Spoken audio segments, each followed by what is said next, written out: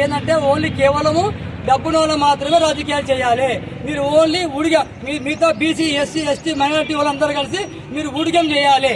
మేము అధినాయకులకు ఊడిగం చేయాలి, అగ్రవర్ణాలకు ఊడిగం చేయాలి తప్ప వీళ్ళు బీసీ ఎస్సీ ఎస్టీ మైనారిటీ దేనికి పనికిరారన్న సంకేతం వీళ్ళు బలంగా మనకు వినిపిస్తుంది. కాబట్టి ఒక బీసీ బిడ్డగా నేను కూడా చాలా గత 40-50 ఏళ్ళ నుంచి కూడా మా నాన్నల తరం నుంచి మా తాతల తరం నుంచి కూడా మేము కాంగ్రెస్ పార్టీగా పనిచేస్తాము. కానీ మాకు ఈ రోజు వరకు మాకు ఏ విలువ లేదు. దాని తర్వాత ఏం చేశారు, గత ఎలక్షన్లో భాగంగా కూడా మాకు ప్రామిస్ చేశారు ఏంటంటే వచ్చే ఎలక్షన్లో ఖచ్చితంగా బీసీలకు మేము మీకే ఇస్తామని చెప్పి మాట ఇచ్చారు. కానీ ఈరోజు కేవలం ఏంటంటే డబ్బుకు లోబడి ఎవరు డబ్బులు పెట్టుబడి పెడతారో వాళ్ళకే మేము టికెట్ ఇస్తామని చెప్పి దాంతో వాళ్ళకే మేము పదవులు ఇస్తామని చెప్తా ఉన్నారు. ఇది మనం ఈ రోజునే పార్టీ కష్టపడి మేము ఎక్కడ పోవాలి. మేము 2 సంవత్సరాల నుంచి పార్టీ రాజకీయ ప్రతి ప్రోగ్రాంలో సక్సెస్ఫుల్గా చేసుకుంటూ రక్తాన్ని పీల్చారు. రక్తాన్ని పీల్చుకుంటే పార్టీ కొరకు పనిచేసినాం. అలా కాదని ఈరోజు కేవలం ఎవరైతే డబ్బులు ఇస్తారో, ఎవరైతే కోట్లు పైసలు గుమ్మరిస్తారో వాళ్ళకే టికెట్ ఇచ్చే పరిస్థితి ఉంది, వాళ్ళకే పదవులు ఇచ్చే పరిస్థితి ఉంది. దాని కాబట్టి మేము అంతా బీసీలుగా మేము చాలా అన్యాయం అయిపోయినాం. ఈ విషయంలో చాలా అన్యాయం అయిపోయినాం. ఎందుకంటే వీళ్ళంతా కేవలం ఏం చేస్తారంటే మమ్మల్ని ఓన్లీ ఒక మామూలు పని మనుషులాగా వాడుకుంటున్నాం. నువ్వు ఆ పని చేయి, నువ్వు ఈ పని చేయి, అది చేయి, ఇది చేయి అని కూడా పని చేస్తారు. మేము జయరాముల పేరు నుంచి మా నాన్నగారు జయరాముల పేరు నుంచి కాంగ్రెస్ పార్టీ పనిచేశాడు. దాంతో చిన్నారెడ్డి పేరులో పనిచేసాము, మేఘాడి పేరులో 2 సంవత్సరాలు పనిచేసుకుంటూ వచ్చాము. కానీ ఇవన్నీ వాళ్ళకి గుర్తింపు లేవంట. కాంగ్రెస్ పార్టీకి ఏం గుర్తింపు అంటే కేవలం ఎవరు డబ్బులు ఉంటే వాళ్ళు రాజకీయం చేయాలి. ఈ రోజు మీరు గత 5 సంవత్సరాలు పనిచేసుకుని వచ్చారు చెప్పండి, డబ్బులు ఉంటే రాజకీయం చేయండి లేదని చెప్పి. మేము మా దగ్గర డబ్బులు ఉన్నాయి, మేము డబ్బులు పెడతాము చెప్పాము, డబ్బులు పెడతామని చెప్పాము. ధనబలం ఉంది మా దగ్గర, జనబలం ఉంది, దాంతో ప్రజలు ఆశిస్తులు ఉండమని చెప్తా కూడా ఈరోజు కేవలం వాళ్ళు ఒక అగ్రవర్ణాలు వాళ్ళు అగ్రవర్ణాల వాళ్ళకి పని చేయాలి. మీరు ఓన్లీ మీరు ఊడిగా కష్టం చేయండి. మీరు పార్టీకి మీరు రమ్మంటే రావాలో పోవంటే పోవాలి, ఎవరో వట్టి చాకరీ చేయండి మీరు తప్ప. ఇక మా పార్టీలో మాకు సీనియర్ ఎలాంటి గుర్తింపు కూడా లేదు, ఎలాంటి అది లేదు. దాంతో మేము దాని గురించి మేము చాలా బాధపడుతున్నాము. ఇన్ని సేవలు పార్టీ చేసినందుకు, పార్టీకి సేవలు చేసినందుకు సంతోషం ఉంది. కానీ ఇలాంటి రాజకీయాలు ఎప్పుడు ఉండేది. ఏదైనా ఒక కరాఖండి రాజకీయాలు ఉంటున్నాయి, కానీ ఆ కరాఖండి రాజకీయాలు లేవు. కేవలం డబ్బు అగ్రవరం డబ్బు రెండే తప్పుతో తప్ప వేరే ఏమి లేదు. దానికి మేము మనస్తాపం చెంది ఈరోజు మేము కాంగ్రెస్ పార్టీకి మేము రాజీనామా చేస్తున్నాము. అది పేపర్స్ మొత్తం తయారు చేశాను. నేను కాంగ్రెస్ పార్టీకి నేను రాజీనామా చేస్తున్నట్టు కూడా.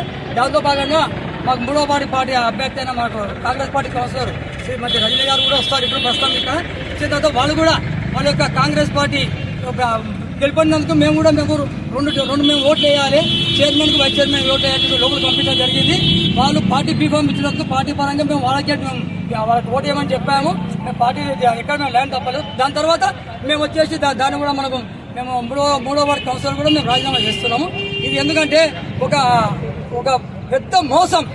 ఎంత అంటే మామూలుగా నమ్మించి 2 సంవత్సరాల నుంచి కూడా రాత్రనక పగలనక మేము కష్టం చేసినాం. పార్టీ కొరకు కష్టం చేసి ప్రతి ఒక్క కార్యక్రమం చేసి ప్రతి ఒక్క కార్యక్రమం ముందుంటే ఈరోజు కేవలం ఎవరు డబ్బులు ఉంటే వాళ్ళు మా దగ్గర డబ్బు ఉందని చెప్పాము. మేము డబ్బు కూడా మేము రెడీ అని చెప్పాం. అయినా కానీ వాళ్ళు ఎవరైతే కనుసన్నల్లో అంటే ఒక రాజరిక వ్యవస్థ నడుస్తుంది, అంటే ఓన్లీ ఒక డమ్మీ క్యాండిడేట్.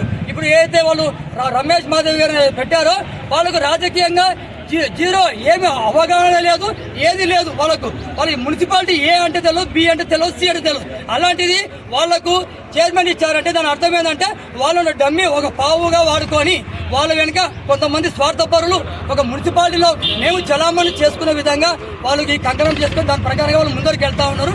అధిష్టానం ఇప్పటికీ మీకు కనువిప్పు కావాలి. ఎందుకంటే మీరు ఒక సమర్థనకి ఇవ్వండి చైర్మన్, వాళ్ళకి ఇవ్వాల్సి అవుతుంది. ఇది వాళ్ళకి ఒక ఎస్ఆర్ మాధవి రమేష్ అనే వ్యక్తికి రాజకీయ పరంగా ఏమీ మన అనుభవం లేదు. గతంలో ఎప్పుడు కాంగ్రెస్ కౌన్సిలర్గా పనిచేసేది లేదు, యాక్టివ్గా కాంగ్రెస్ పార్టీ కార్యకర్తగా పనిచేసేది. వాళ్ళు ఏం రాజకీయం చేస్తారు, వాళ్ళు ఏం న్యాయం చేస్తారు, ప్రజల కొరకు వాళ్ళు ఏం చేస్తారు అది కూడా ఆలోచించారు. వాళ్ళు ఉదయం లేస్తే ఆమె 55 సంవత్సరాల వ్యక్తి, ఆమె ఇంట్లో కూర్చుంటే లేయలేదు, ఆయన వచ్చి ఏం చేస్తారు. రెండో వ్యక్తి అయినా రమేష్ అనే వ్యక్తి, ఆయన భర్త, ఆయన ఒక ఆటోమొబైల్ షాప్ పెట్టి రూపాయి మిత్తిల వ్యాపారం చేసుకునే వ్యక్తి. ఈ మిత్తిల వ్యాపారం చేసుకునే వ్యక్తి ఏం చేస్తాడు ప్రజల సేవ అది మీరు ఆలోచించండి. ఇది అందుకోడానికి మేము మనస్తాపం చెంది కాంగ్రెస్ పార్టీకి రాజీనామా చేస్తున్నాం. మరియు మా యొక్క శ్రీమతి గారు ఇప్పుడు 2 నిమిషాలు బయటకు వస్తారు. వాళ్ళ దగ్గర మేము ఖచ్చితంగా మేము రాజీనామా చేసి వెళ్తున్నాం. ఇది ప్రజలకు తీసుకోవాలని ప్రతి ఒక్కరిని మేము పత్రికా ప్రముఖులు మేము కోరుకుంటున్నాం. Thank you very much. Sir మాటిచ్చారు చైర్పర్సన్ మీరే అని, అందుకనే నేను నామినేషన్ చేశాను. ఈరోజు వేరే వాళ్ళకి ఇచ్చేసరికి నేను పదవికి రాజీనామా చేసి వచ్చాను. కాంగ్రెస్ పార్టీ నా కౌన్సిలర్ పదవికి రాజీనామా చేసి వచ్చాను.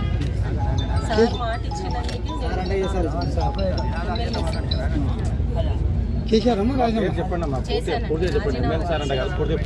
మేఘారెడ్డి సార్ గారు దాదాపు కాంగ్రెస్ పార్టీ నుంచి 22 మంది కాంగ్రెస్ పార్టీ కౌన్సిలర్ గెలిచిపోయింది. దానిలో కేవలం అగ్రకుర్ణాల వరకు ఉన్నది కేవలం ఒకే ఒక్కరు కొరకు 21 మంది బీసీ ఎస్సీ ఎస్టీ మైనార్టీ అభ్యర్థులు గెలుపొందారన్న. ఇక్కడ వాళ్ళకు ఒక అవకాశం ఇయ్యారా? కాంగ్రెస్ వనపర్తి అంటేనే బీసీలు అడ్డలాగా ఉన్నాయి అని అందరూ కలిసిమెలిసి అలాంటి కాదని చెప్పి మీరు కేవలం ఒక్క వర్గానికి అది కూడా అగ్రవర్ణానికి మీరు కొమ్ము కాయడం, అది కూడా డమ్మీ క్యాండిడేట్. రాజకీయ అనుభవం ఆమెకు మాధవి ఆమె రమేష్కి ఇచ్చారన్న. వాళ్ళకు ఆ తెలియదు ఈ తెలియదు మున్సిపాలిటీ గురించి బర్త్ సర్టిఫికేట్ తెలియదు, డెత్ సర్టిఫికేట్ తెలియదు. మీరు అలాంటి వారిని తీసుకొచ్చి ఒక మున్సిపల్ చైర్పర్సన్ చేస్తే దాని అర్థం ఏంది అంటే దాని తెర వెనుక ఉండి మీరు డమ్మీని కూర్చోబెట్టి ఆమెను ఇంట్లో కూర్చోబెట్టి మీరు ఆ షాప్లో కూర్చోబెట్టి మీరు ఆడే రాజకీయ డ్రామా కాదా ఇది?